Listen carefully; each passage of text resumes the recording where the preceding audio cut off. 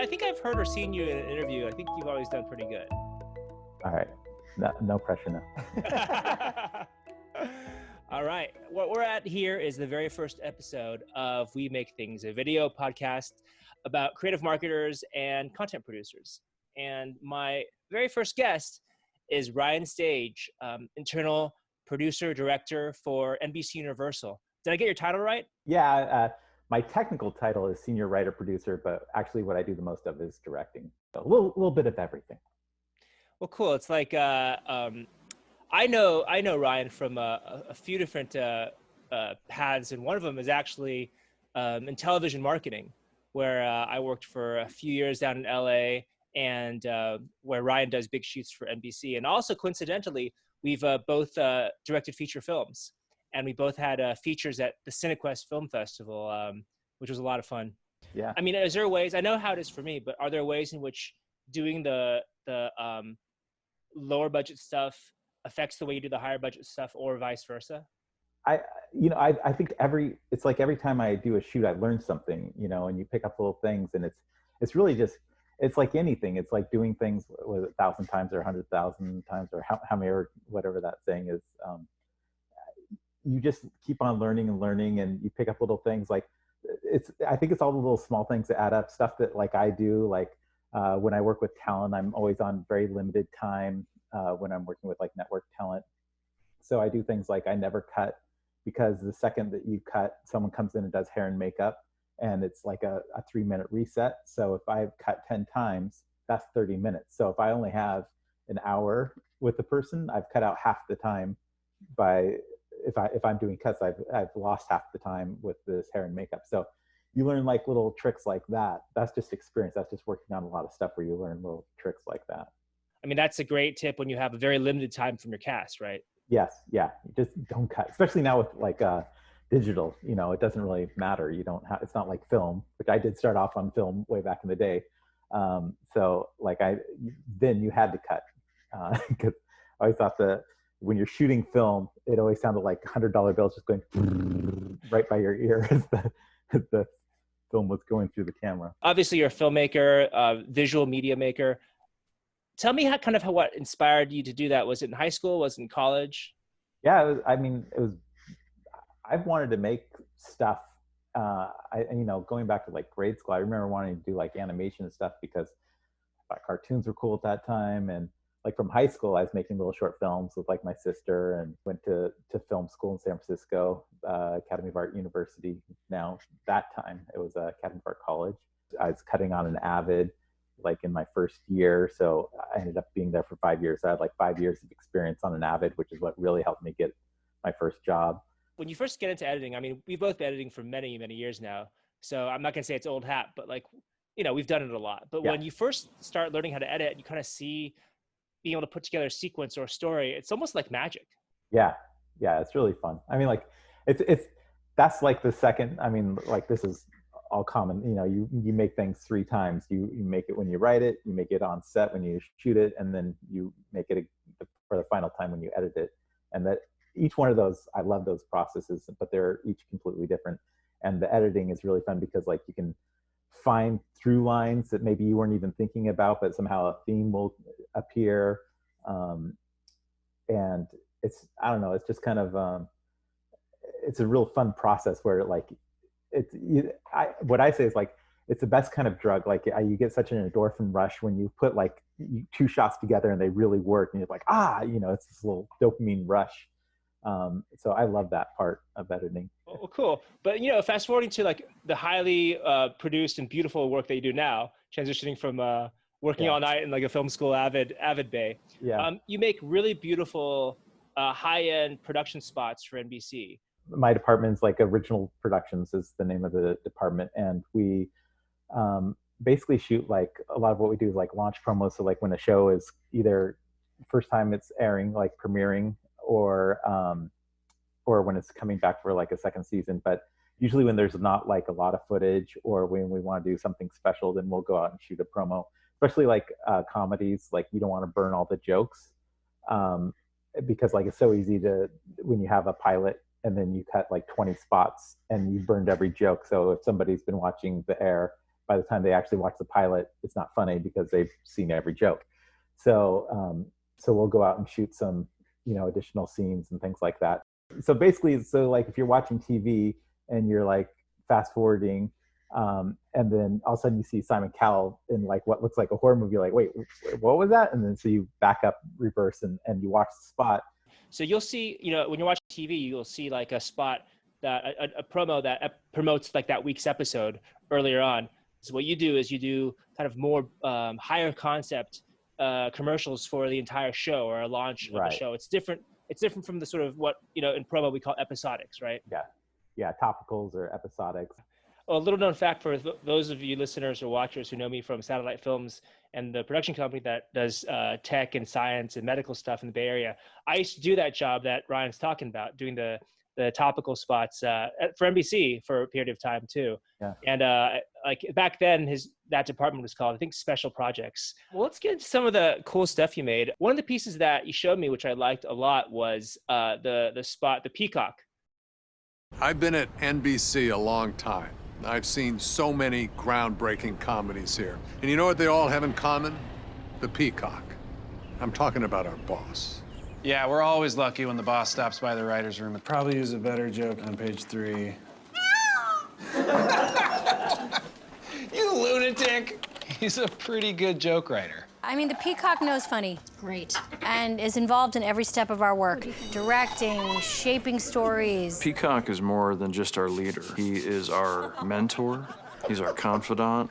He's our disciplinarian. Who's a pretty bird? Pretty bird, pretty bird, pretty bird. Sometimes we forget that he's the boss, so. You can see his touch, the sort of pastiche of color that he brings to everything that we do at NBC. And we owe it all to this guy right here. Thank you. Thank you. I love you too. Right. And that's hilarious. And obviously it's an original concept from top to bottom. Can you tell me a little bit about that spot? Peacock Knows Comedy, yes.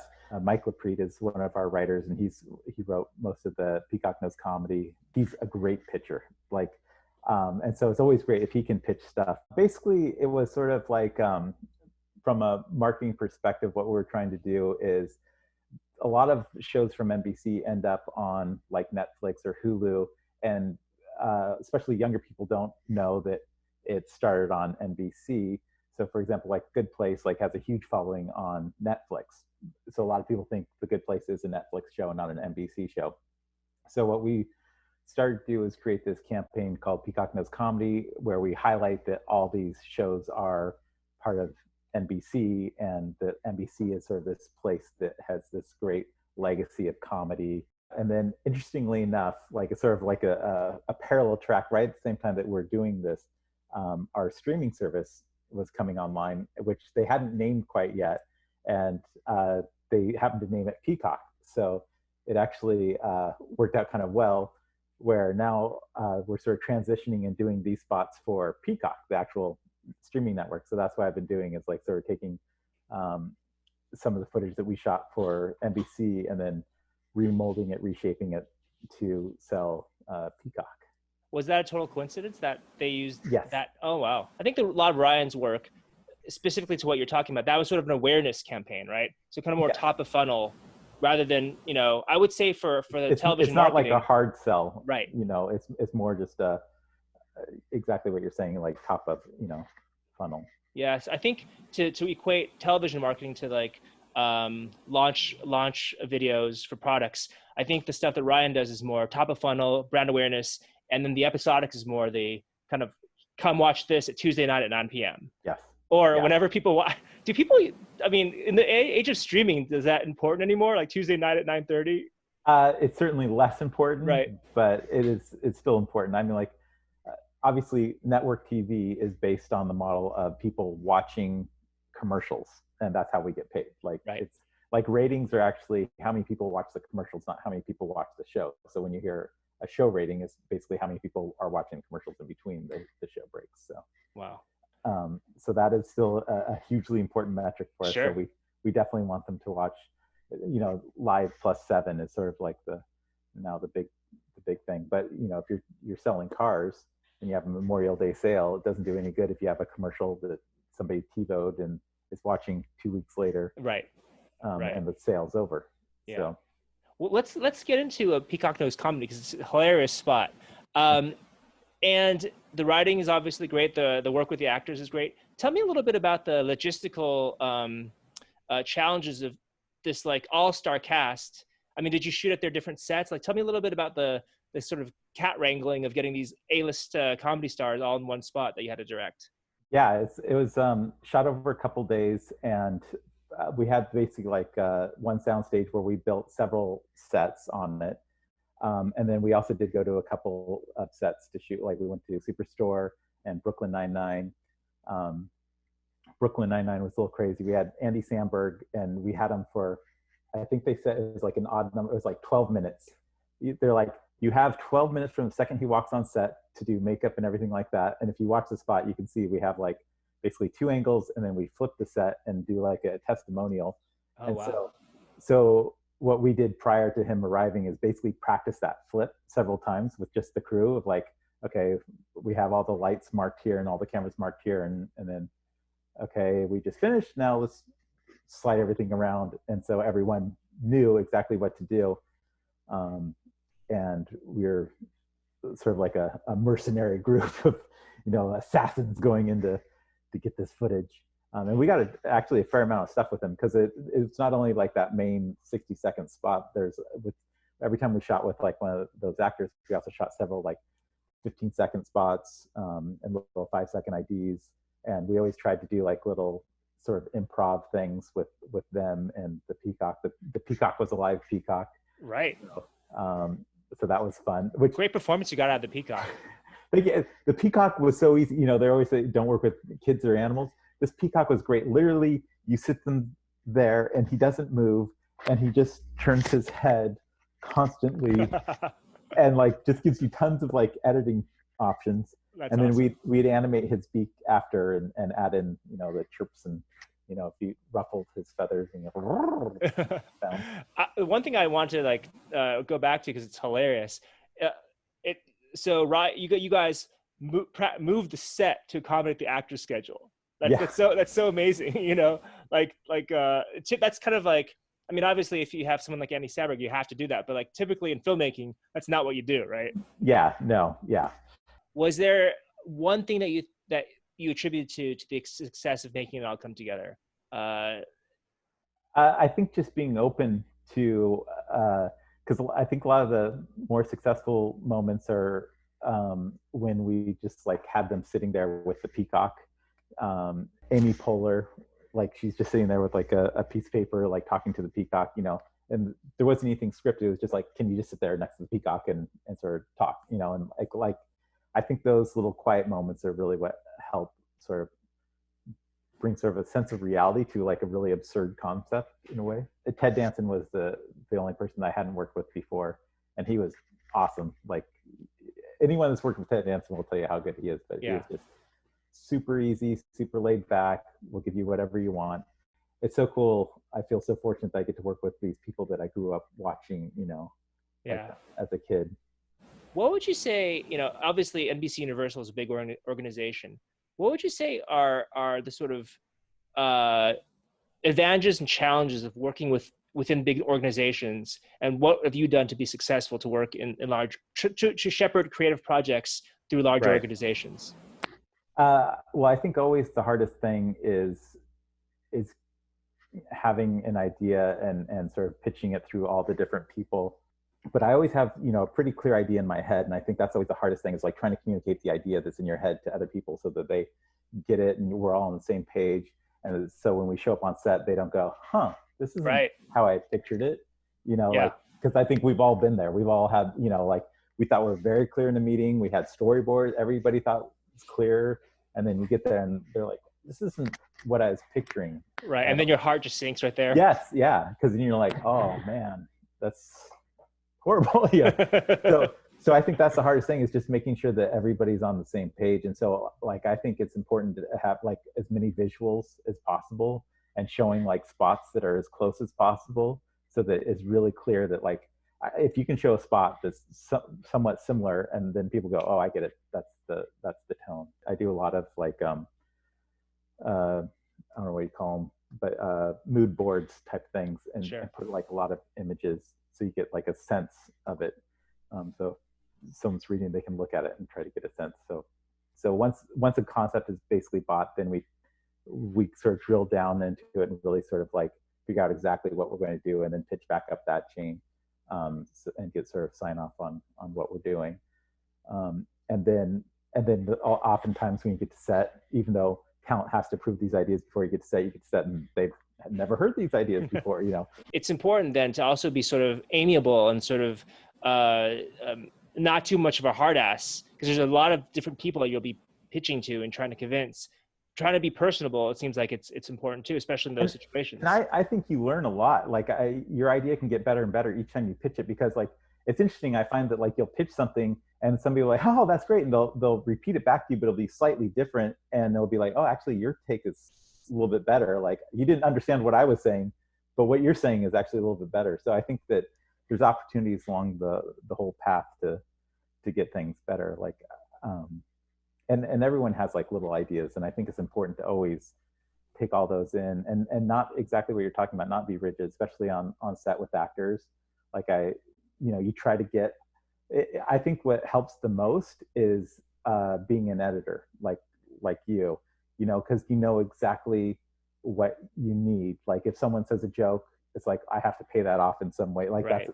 They just improvise that's great, but now I need a shot to pay that off, or right. We'll have to bring the camera over here to get this angle, or whatever. And you just have to sort of mentally keep track of like, what do I need to accommodate this new great idea? That's a great point, because as editors, if you are a director and you have an editing background, you kind of already know when you have the scene covered. You kind of know, okay, well, no, I don't have it yet. I still need X, Y, and Z. So that gives you such an advantage over someone who has not cut a scene together before. And I think the things I used to do, my sort of biggest mistakes when I was first starting off, is I would lose confidence in something and I wouldn't shoot out the whole scene. I'd be like, I don't think it's working. And then I get in the editing room and it was working, and I just needed that take, or I didn't shoot. So I learned it's always important to shoot the script, whatever you have, make sure you shoot it all the way out. And then there's also like, you're always insanely pushed on time. Like, we gotta go now, you know, like this person has to leave.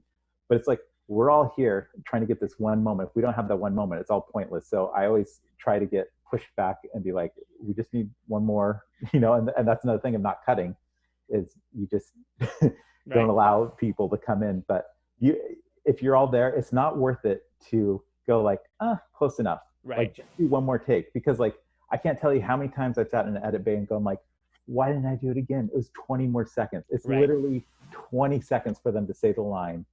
And I didn't take, I mean like 20 seconds. I couldn't have done it 20 seconds. Yeah, it's crazy how takes are. Like, speaking of takes, it's interesting. For me, what I realized is that I would do several takes, but like the first two were probably the best. And I would just give small adjustments. So I had this like scene in my mind the way I wanted to get it. I just change this little thing. But like, it was basically 7 takes of the same thing. Yeah. And then what I learned after that was, unless you're going to dramatically change the whole vibe or mood or intention of the actor, the first two are fine. The first two are the freshest. Yeah. But if you're going to do multiple takes, do it a totally different way. Right. I don't know if you've ever experienced that, but it's just like, I would have like 7, 8 takes of like kind of the same thing. I was like, why did I waste the time doing that? I've run a few things into the ground. Yeah. What would you say then, just to kind of close it out, like to, you know, people who are starting to make films or starting to like create brand content, like, is there any advice that you give folks that would be helpful for them? Well, it's like, if you're starting out, I just say, just make stuff. Like that's the only way you can learn, is you have to make mistakes. Like you have to make a lot of mistakes. And that's where I feel like my skill set is I've had 20 years experience of making mistakes. Like that's my value of like, if I could put something on a resume, it'd be like, I've made a S ton of mistakes. Yeah. You know? But don't do that. But don't do, I won't do that. But you know, and but so now I don't make those mistakes again. Sure. Hire the right people, I guess, is the main thing. But made a lot of mistakes. Yeah. I mean, that's a great point, because like your team is everything, right? Your close collaborators I mean, you know, for a marketing team, you know, you're a copywriter, your web person, you know, if you're a director, your production designer, your DP, your Yes. talent, the team is so important. Yeah, I mean, I work with all the like it was pretty much the same crew entirely that worked on both those spots. Stephen Sheridan, who also shot my features, both of my features, he shot probably like 80-90% of all my promos, and I used usually the same art director, Marcel Gravel. So it's, you know, you build these relationships with people, and that's who you sort of end up trusting. So finding a good collaborators is definitely really important. Well, on that note, I want to say thanks to you, Ryan. This has been a great episode, great first episode of We Make Things, and thanks for being our first guest. Thanks, Juan. Appreciate it.